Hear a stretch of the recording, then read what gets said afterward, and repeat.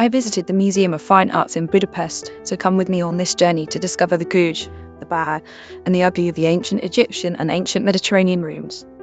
As this was my first visit, I only had enough time to thoroughly examine these two sections, which are part of the permanent exhibitions. I arrived 2.5 hours before the exhibition closed. The museum shop was still open for another 15 minutes. There are ample ways to reach the premises. It is just a few minutes walk from the museum underground parking as well as from public transport stations. If approaching from the Museum of Ethnography, you can either walk straight through the building or enjoy the park if the weather permits.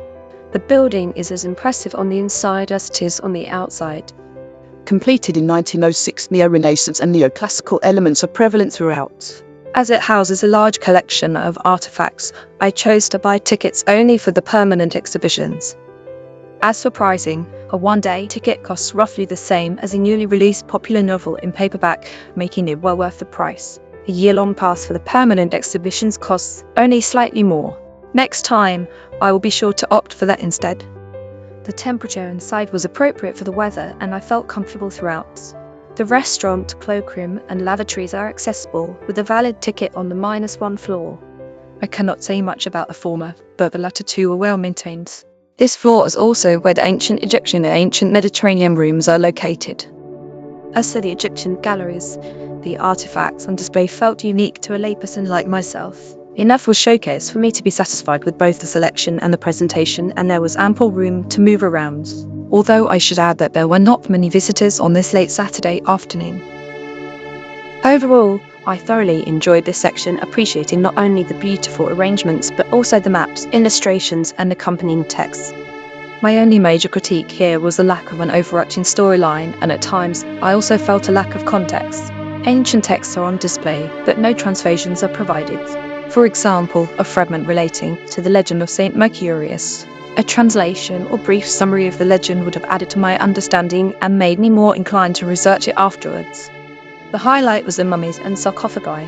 Visually pleasing timelines were placed on the walls in close proximity to each major group of artifacts, making it easy to navigate through the exhibition. Just enough was on display, accompanied by brief explanatory text, so I never felt overwhelmed, especially in this room.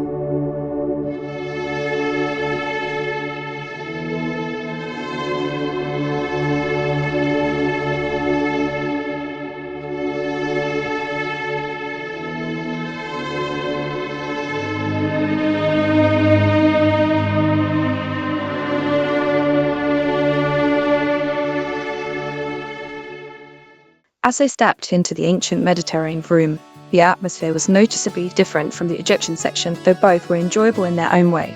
The lighting here was bright, with most of the accompanying text presented on the glass behind the artifacts. A few minor readability issues emerged, however.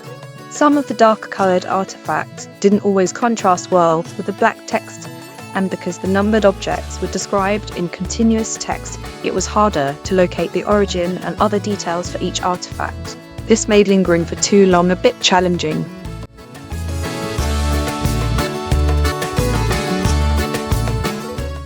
On the plus side, the room was well equipped with seating.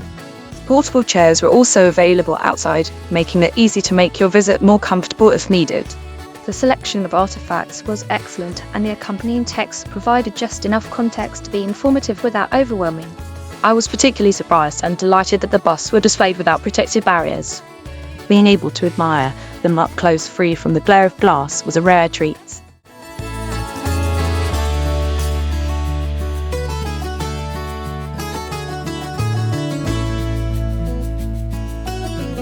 I also couldn't help but notice the curator's subtle sense of humour.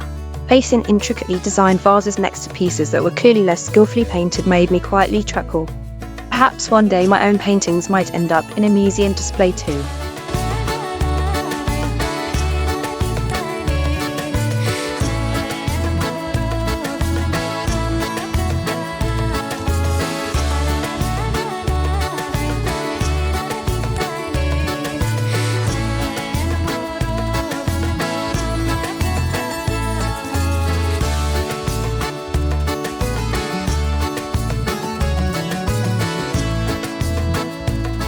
As for the museum shop, I was less than impressed.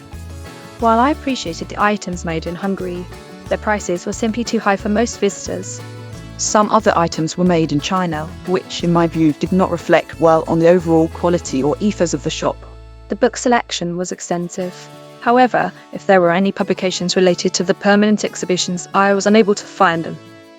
I would gladly have purchased a book produced with the involvement of the curators of the two exhibitions I had just visited. It is not that I dislike the selection altogether.